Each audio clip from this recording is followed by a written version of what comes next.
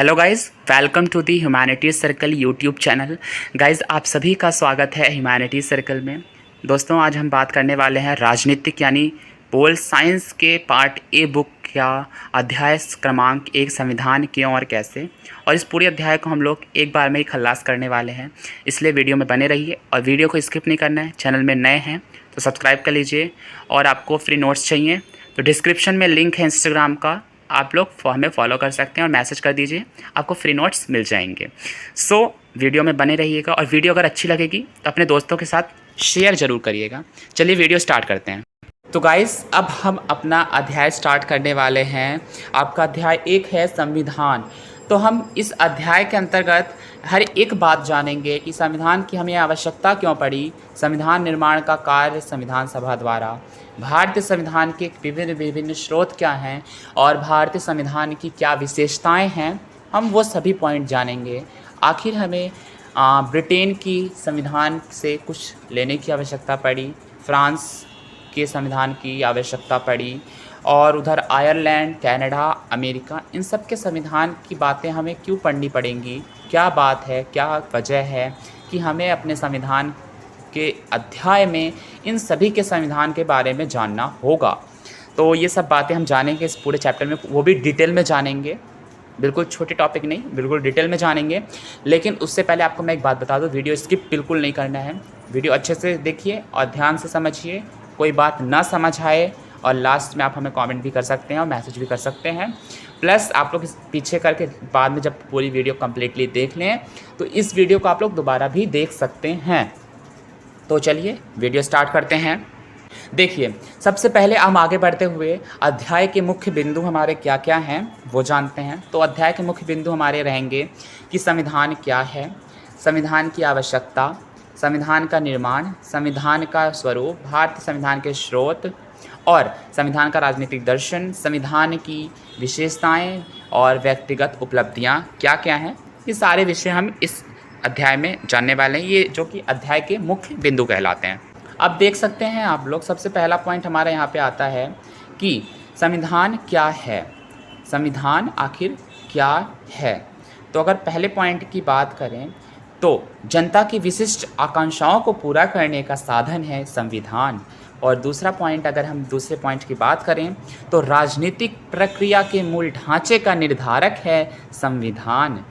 और तीसरे पॉइंट की बात करें तो सरकार तथा जनता के बीच संबंधों का विनियमन है संविधान। और अगर हम चौथे पॉइंट की बात करें तो सरकार के 3 प्रमुख अंगों विधायिका, कार्यपालिका व न्यायपालिका की स्थापना है एक संविधान। तो आई होप आपको ये पहला हमारा टॉपिक समझ आया होगा कि आखिर संविधान क्या क्या है। तो हमने 4 टॉपिक को यहाँ पे जाना। अब आगे बढ़ते हुए अब हम जानने वाले हैं कि संविधान की आखिर आवश्यकता क्यों पड़ी। ठीक है, तो पहला पॉइंट है, मनुष्य एक सामाजिक प्राणी है, समाज विभिन्न प्रकार के समुदायों से बनता है। ये तो बात बिल्कुल सही है। जो हमारा पूरा समाज है वो विभिन्न प्रकार के समुदायों से बनता है। इस समुदाय में तालमेल बैठाने के लिए किसकी ज़रूरत पड़ेगी हमें? ऑब्वियस सी बात है कि हमें संविधान की ज़रूरत पड़ेगी। दूसरा पॉइंट है, संविधान जनता में आपसी विश्वास पैदा करने के लिए मूलभूत नियमों का समूह उपलब्ध करवाता है। ठीक है, अगला पॉइंट है, संविधान यह भी तय करता है कि अंतिम निर्णय लेने की शक्ति किसके पास होगी। ठीक है, अंतिम शक्ति आखिर कौन ले सकता है, ये कौन तय करेगा? संविधान तय करेगा। अगला पॉइंट है, संविधान सरकार निर्माण के नियमों एवं उपनियमों तथा उसकी शक्तियों एवं सीमाओं को तय करेगा। ठीक है, अगला पॉइंट है, एक न्यायपूर्ण समाज की स्थापना के लिए आखिर किसकी ज़रूरत पड़ेगी? बिल्कुल सीधी साफ सी बात है, हमें किसकी ज़रूरत पड़ेगी? संविधान की ज़रूरत पड़ेगी। चलिए आगे बढ़ते हैं। हमारा नेक्स्ट टॉपिक है कि भारतीय संविधान सभा का निर्माण। ठीक है, अब इसमें चलिए एक एक करके सभी टॉपिक को बिल्कुल अच्छे से बारीकी में डिस्कस करते हैं कि क्या बात की जा रही है। तो जुलाई 1945 में इंग्लैंड में नई लेबर पार्टी सरकार सत्ता में आई। तब भारतीय संविधान सभा बनने का क्या खुला, मार्ग खुला। जो वायसराय लॉर्ड बेबल ने थे उन्होंने इस चीज़ की पुष्टि की थी। कैबिनेट मिशन योजना के अनुसार संविधान निर्माण निकाय की सदस्य संख्या 389 निर्धारित की गई, जिनमें से 292 प्रतिनिधि ब्रिटिश भारत के गवर्नरों के अधीन 11 प्रांतों से 4 आए थे। प्रतिनिधि चीफ कमिश्नरों के 4 प्रांतों जैसे दिल्ली, अजमेर, मारवाड़, कुर्ग तथा ब्रिटिश बलूचिस्तान से, और 93 प्रतिनिधि थे भारतीय रियासतों के लिए। ठीक है, और अगला पॉइंट चलिए डिस्कस करते हैं। ब्रिटिश प्रांत के प्रत्येक प्रांत को उनकी जनसंख्या के अनुपात में संविधान सभा में स्थान दिए गए। प्रत्येक 10 लाख लोगों पर एक स्थान उन्हें दिया जा रहा था। प्रत्येक 10 लाख लोगों पर एक स्थान दिया जा रहा था। चलिए आगे बढ़ते हैं। प्रत्येक प्रांत की सीटों को 3 प्रमुख समुदायों मुसलमान एवं सामान्य सिख में बांटा गया। तो आप यहाँ देख सकते हैं कि प्रत्येक प्रांत को कितने सीटों में बांटा गया, 3, मुसलमान, सिख एवं सामान्य में। ठीक है, अगला पॉइंट देखते हैं। 3 जून 1947 माउंटबेटन योजना के अनुसार भारत पाकिस्तान विभाजन तय हुआ।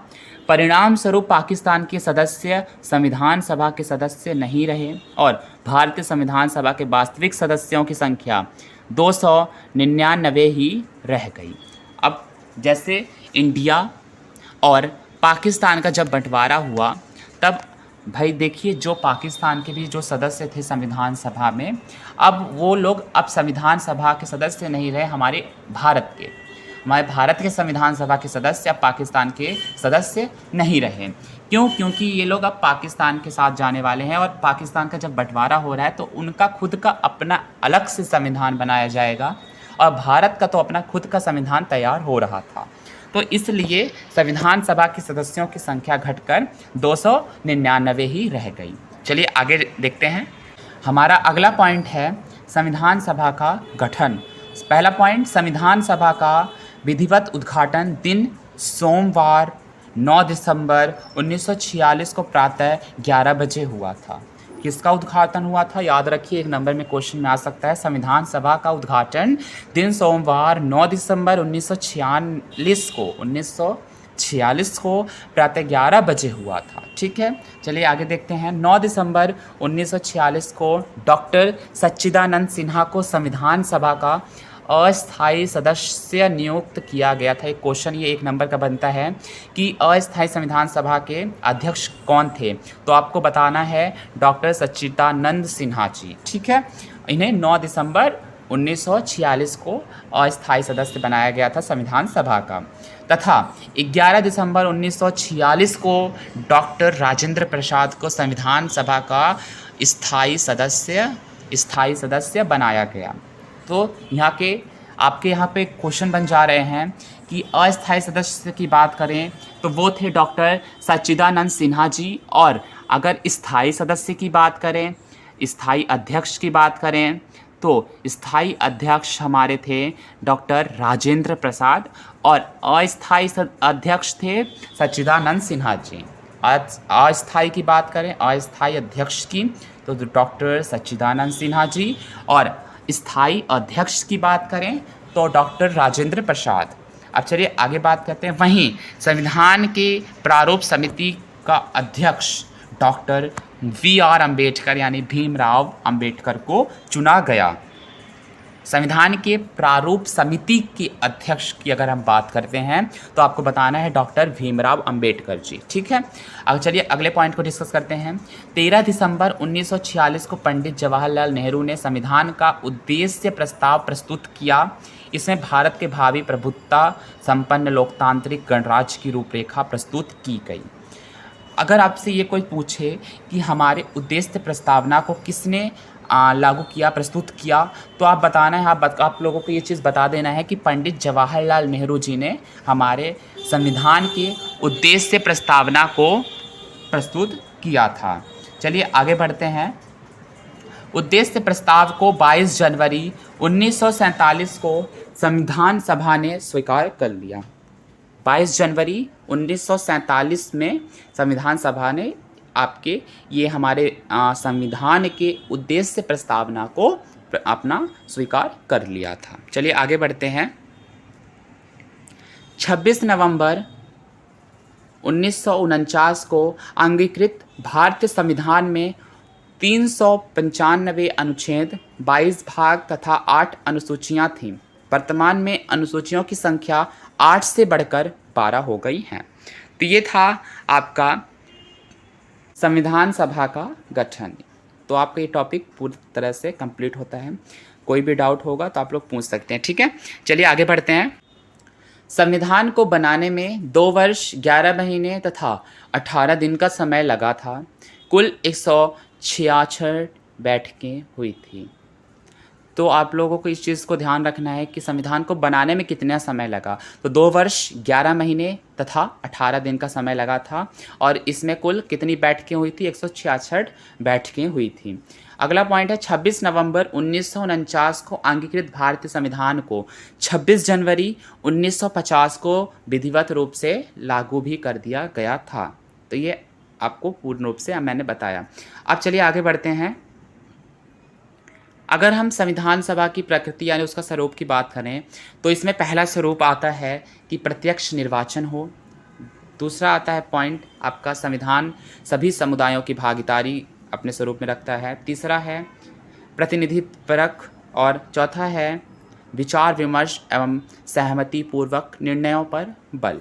तो ये हमारे संविधान के स्वरूप थे। चलिए आगे बढ़ते हैं। अब हम बात करने वाले हैं भारतीय संविधान के स्रोतों के बारे में। पहला पॉइंट है संविधान का लगभग 75% अंश भारत सरकार अधिनियम 1935 से लिया गया था, ठीक है। दूसरा पॉइंट है 1928 में नियुक्त मोतीलाल नेहरू कमेटी रिपोर्ट में 10 मूल मानव अधिकारों को भी शामिल किया गया।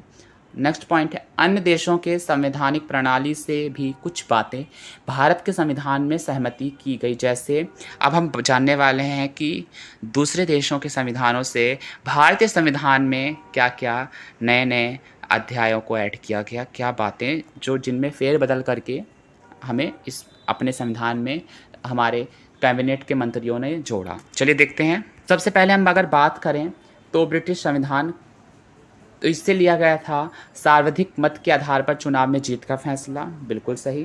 दूसरा सरकार का संसदीय स्वरूप। तीसरा है कानून के शासन का विचार। चौथा है विधायिका में अध्यक्ष का पद और उसकी कानून निर्माण की विधि। तो ये हमारे ब्रिटिश के संविधान से लिया गया था जो कि हम इसमें फेरबदल करते हुए हमारे भारतीय संविधान में जोड़ा गया। अब आगे बात आती है अमेरिका के संविधान से क्या लिया गया। तो अमेरिका के संविधान से मौलिक अधिकारों की सूची संविधान की प्रस्तावना लिया गया। दूसरा न्यायिक पुनरावलोकन की शक्ति और न्यायिक की स्वतंत्रता, उपराष्ट्रपति का पद, ये हमारे अमेरिका के संविधान से लिया गया। आयरलैंड का संविधान से हमने क्या लिया, हमने क्या चीज़ देखी। तो पहला था कि राज्य के नीति निर्देशक तत्व राज्यसभा में मनोनीत सदस्यों का प्रावधान, ठीक है, ये हमने आयरलैंड के संविधान से लिया। फ्रांस का संविधान स्वतंत्रता, समानता और बंधुत्व का सिद्धांत हमने फ्रांस के संविधान से लिया। अगला है कनाडा के संविधान से हमने क्या लिया। तो एक अर्ध संघात्मक सरकार का स्वरूप, सशक्त केंद्रीय सरकार वाली संघात्मक व्यवस्था। तो हमने केंद्र सरकार जो हमारे भारत में चल रही है वो कनाडा के संविधान से लिया। और अवशिष्ट शक्तियों का सिद्धांत भी हमने कनाडा के संविधान से लिया। इसलिए भारत के संविधान को उधार का थैला भी कहा जाता है। और दूसरी तरफ भारत के संविधान को पुष्पगुच्छ यानी बकेट भी कहा जाता है, जिसमें विभिन्न देशों के लिए गए सिद्धांत रूपी पुष्प शामिल हैं।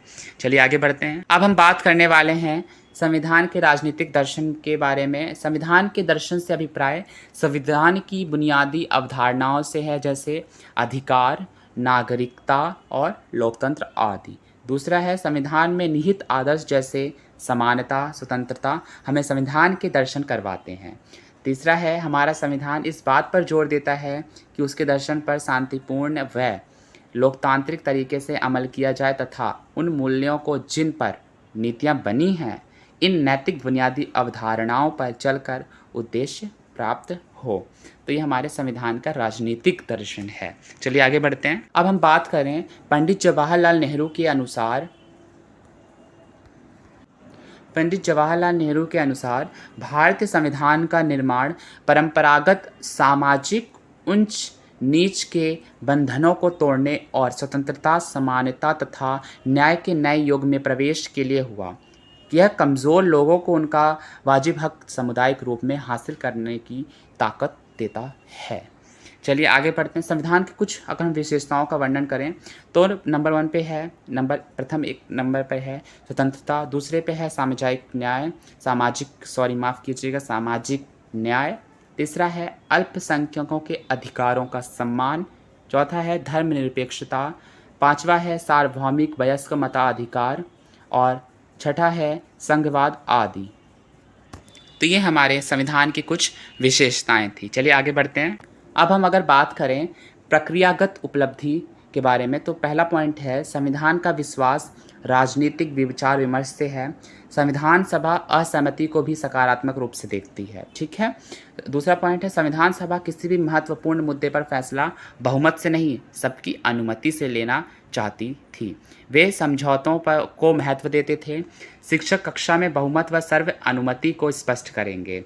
संविधान सभा जिन बातों पर अडिग रही वही हमारे संविधान को मतलब हमारे पूरे भारतीय संविधान को विशेष बनाता है। अगला पॉइंट है भारतीय जो संविधान है उसकी आलोचना के कुछ प्रमुख बिंदु क्या हैं। तो भारतीय आलोचना के प्रमुख बिंदु हैं नंबर 1 बहुत लंबा तथा विस्तृत 448 अनुच्छेद, 22 भाग, 8 अनुसूचियाँ। दूसरा है पश्चिमी देशों के संविधानों से इसके प्रावधान लिए गए हैं। और तीसरा ये है कि संविधान के निर्माण में सभी समूहों के प्रतिनिधि उपस्थित नहीं थे। तो ये कुछ आलोचना भी हमारे संविधान की हैं, आलोचनात्मक बिंदु भी हैं, तो हमें वो भी देखना पड़ेगा। चलिए अब आगे देखते हैं। अब आगे बात करते हैं। संविधान समाज की इच्छाओं